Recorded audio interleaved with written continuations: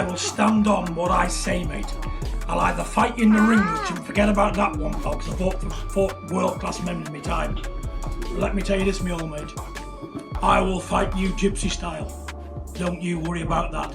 I've never ever denied a challenge in my life, my friend. You've mentioned my name, you've got to fight now. I'm all over. And that's why I wanted the fight. And everyone I spoke to was like, you know what, boxing would kill you, but MMA, I'm like, oh, I just don't know. And that's why the fight needs to happen. It's because it's got such a big question mark on it. John Fury sends brutal message to Eddie Hall during live interview, doubling down on his challenge after the airport confrontation and openly calling Eddie out like a man ready for war. He insists he's always been ready to fight, dismissing training camps and talking like he can step in anytime, anywhere. Fury throws more threats, saying Eddie has no idea what he's dealing with and keeps pushing the idea of an instant fight. At the moment, pal. I don't need training camps, I don't need time to get fit. I'm 24 hours ready. I will fight you.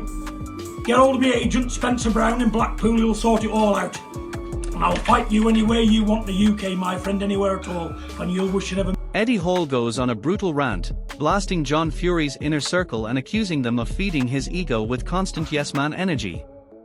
He claims Fury has been surrounded by people who hype him up and make him believe he's better than he really is, calling it a dangerous illusion. Eddie uses a harsh comparison, suggesting that no matter how someone behaves around champions, they can't change their real ability when it matters. It's because he's surrounded by these little chirpy little tits that just suck on his nipples and gobble his little balls, that just tell him he's great, and he thinks he's great. That's the problem. That is the problem. Surrounded by yes men. It's a good old saying, right? You could put a donkey in a field of racehorses, right? And that over time, that donkey will think he's a racehorse. You know, he'll hang around with them, he'll eat like them, he'll walk around like them, but come race day, he's still a fucking donkey. John Fury shows no hesitation here, responding with pure aggression and confidence as he completely shuts down Eddie Hall's criticism. He positions himself as someone who doesn't back down from anyone, turning the situation into an open challenge rather than just words online or in interviews. His tone is fiery and confrontational, escalating the tension even further after the airport incident and making it clear he wants the fight on his terms, without delays or formal build-up. Be a no man, let alone you, and pal, I've seen you sparring, you're no good to me, my mate. But listen, I'll fight you gypsy style, because fighting's too hard, mate, to do for free. Let's fight for a few quid. Tommy Fury shifts the focus onto the family feud, saying the real tension is between Eddie Hall and his father rather than him personally. He presents himself as stepping in to settle things, framing the fight as a response to Eddie targeting the Fury name. This adds a family pride angle and raises the stakes beyond just a boxing match. Yeah, I mean, at the end of the day, the real beef is between Eddie and my dad. You know, that's genuinely what has happened here. I'm only doing this fight because of my dad. So the real beef is between Eddie and my dad, and I'm obviously just stepping up to the plate. Tyson's on a different stratosphere. Basically, Eddie was having a pop between all the Furies. You know, he wanted to fight with the Fury. I did. That's John Fury though, isn't it? He's like sheer entertainment, you know what I mean? He fits into this world, you know, this social media world so well, John Fury, because he is entertainment. Do you know what I mean? He's just... John Fury just completely lost it at the airport. And what happened next is absolutely wild. There's a lot of handbags at dawn. You know, I'm not defending anybody. You know, I've seen the remarks and everything. They shook hands earlier. You know, the guy did say some stuff, and I want to forget it and put it to the back of my mind. Spencer Oliver called it pure entertainment. But here's what he's not telling you about John's meltdown with Eddie Hall. Strong men, being the strongest man in the world and picking up half a ton meant you was the best fighter of all. Everyone would be a world champion, wouldn't they? If being big and strong meant you could fight, everyone would be a world champion. But in this game, it's not about how much weight you can lift. It's not about how strong you are. There's a ton more things to the fight game, and that's what I'm looking to show Eddie. The man completely lost control. We're talking full chaos mode, while Eddie Hall just stood there laughing at him like it was all a joke. You don't know what he's in for. He thinks because Tommy's small. Tommy's like a pocket rocket, isn't he, compared to him? And I got that body belt and I'm feeling the power. He can't take that. That's why he wants to do 2-minute rounds, isn't it? He can't do the 3. I can't blame him. You've got to give Eddie all props because he's not a fighter. He's going to get in with Tommy knowing full well what can happen to him. And the only thing he's going to try and do is swing with you. Now Tommy Fury's trying to shut down all the hype around Eddie's strength. He's basically saying brute force means nothing in real boxing. Pull off a miracle right hand. What I'm seeing makes me even more skeptical that that's possible because he doesn't understand space and distance. He doesn't understand timing and rhythm. He doesn't understand how valuable his right hand is. And it seems like I'm being counterintuitive because all he's throwing is right hands, but he needs to value that thing. It needs to be, like I said, a weapon of mass destruction. You only bring it out at certain points so Tommy doesn't get a read on it, and also so you don't... But here's where it gets crazy. John Fury sounds completely deluded, already making excuses about size and rounds before the fight even happens. The pressure is now on John to behave himself. He's distracted, a lot of attention and talk, and I'm quite sure someone will have a word with him out. The authorities will have. The technical breakdown of Eddie Hall is brutal. Wade Plemons just tore apart his sparring footage, calling it confused and completely unstructured. I mean, at the end of the day, the real beef is between Eddie and my dad. You know, that's genuinely what has happened here. I'm only doing this fight because of my dad. So the real beef is between Eddie and my dad, and I'm obviously just stepping up to the plate. Tyson's on a different stratosphere. Basically, Eddie was having a pop between all the Furies. You know, he wanted to fight with a Fury. Listen to this. Frank Warren admits this is life-changing money for everyone involved. That's the real reason this freak show is happening. I mean, listen, it's boxing, it's family. John's John. Both goading each other. Both very personal. Both means a lot to everybody.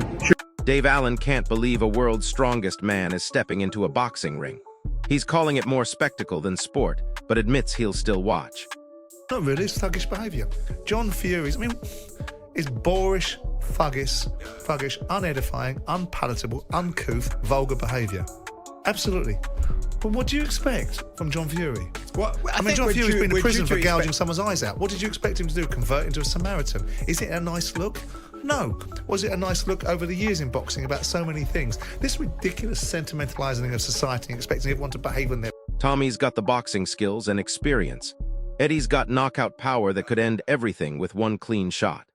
I was just so fed up. I was trying to get in nowhere with these guys. I'm like, look, you talk the talk. You fucking walk around headbutting and smacking people and punching windows and whatever else. I said, well, why don't you guys fucking put your money where your mouth is for once and fucking...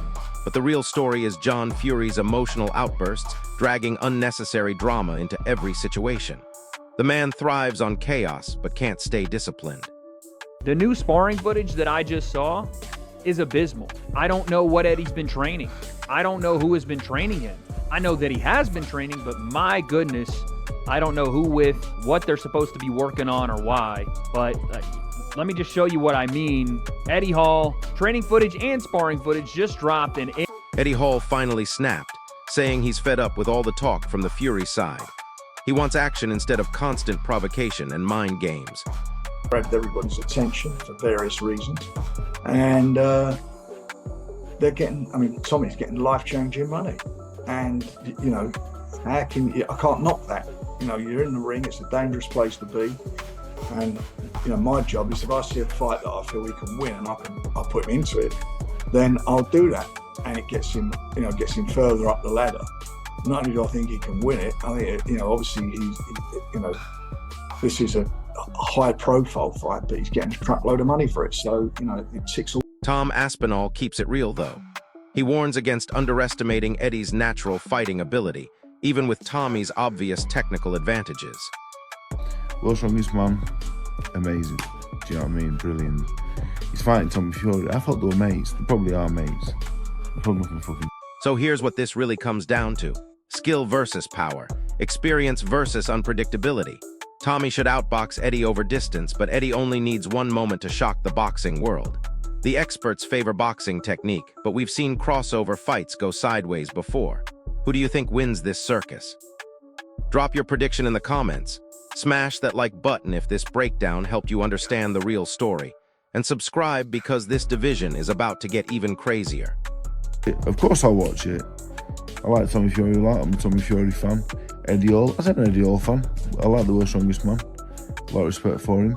So of course I'll watch it. I'll watch it as it's a spectacle in it. It's part of the new bit of circusry that's come into boxing. All these exhibitions, different people from different sports coming in. But for all intents and purposes, as a boxing match, what a load of bollocks. Yeah, I don't think I don't like it too much. But I'll watch it because it's interesting in lots of ways, and I think people find it interesting. Vidal Riley gives a balanced but revealing assessment, clearly leaning towards Tommy Fury as the more complete boxer in this matchup. He acknowledges Eddie Hall's massive size and strength but questions how that translates into a real boxing environment. Even though he doesn't fully dismiss Eddie's chances, he repeatedly circles back to Tommy's experience and technical edge. The overall tone suggests Tommy should control the fight comfortably if things go according to skill, but the unpredictability of Eddie's power still keeps a small element of danger alive. Ultimately, he frames it as a smart commercial fight rather than a pure competitive contest. I mean, Eddie, when I spotted Eddie, he was 140 kg. I don't know how much he's gonna have to be for Tommy. But Tommy should win, innit? Like, should win. But Eddie Hall, who knows? It makes sense for Tommy, innit? It's a good fight. So here's what this really comes down to. Skill versus power. Experience versus unpredictability. Tommy should outbox Eddie over distance, but Eddie only needs one moment to shock the boxing world. The experts favor boxing technique, but we've seen crossover fights go sideways before. Who do you think wins this circus? Drop your prediction in the comments. Smash that like button if this breakdown helped you understand the real story. And subscribe because this division is about to get even crazier. If it's a good fun event and you take it for what it is, I mean, I wouldn't want to be in it. You know, I wouldn't be across the ring from this fella. But notwithstanding it, I'm quite happy for Tommy Fury. But wait, there's something else nobody's talking about. Eddie Hall's been training with legitimate boxing coaches for months now, and the footage I've seen behind closed doors tells a completely different story than what Wade Plemons analyzed. He's going to take it seriously. Now, I expect Tommy to pretty much do what he wants with him if he can get, Eddie to relax a little bit after the first, second, and maybe third round. Because as big as Eddie is and as athletic as he is, he can't box very much. He's not a great boxer. He swings for the bleachers. He's got great power, obviously, and he's a good athlete.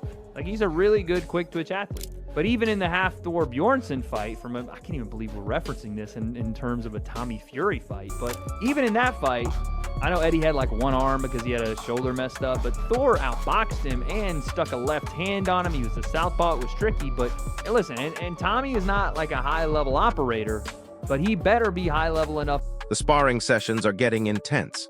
Eddie's working with former professional heavyweights who aren't going easy on him, and here's the shocking part.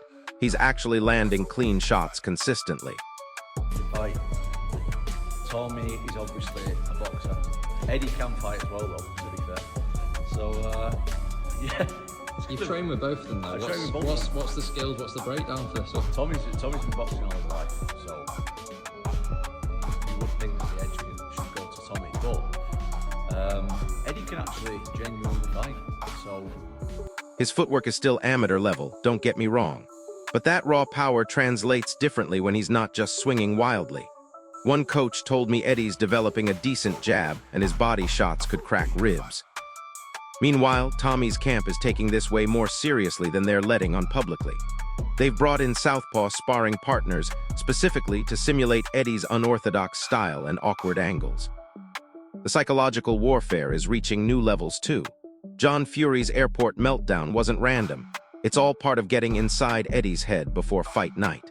The Fury family knows exactly how to manufacture controversy for maximum impact. But Eddie's mental game might be stronger than people realize. This is a man who deadlifted 500 kilograms under the most pressure imaginable. He knows how to perform when everything's on the line and the world is watching. The betting odds are fascinating right now. Tommy opened as a massive favorite, but Eddie's odds keep getting shorter as more people see his training footage and remember what happened when other strongmen crossed over. Here's what could change everything, though. The fight's scheduled for 8 rounds, and Eddie's cardio in those later rounds is still a massive question mark. Tommy's team is banking on Eddie gassing out after round 4.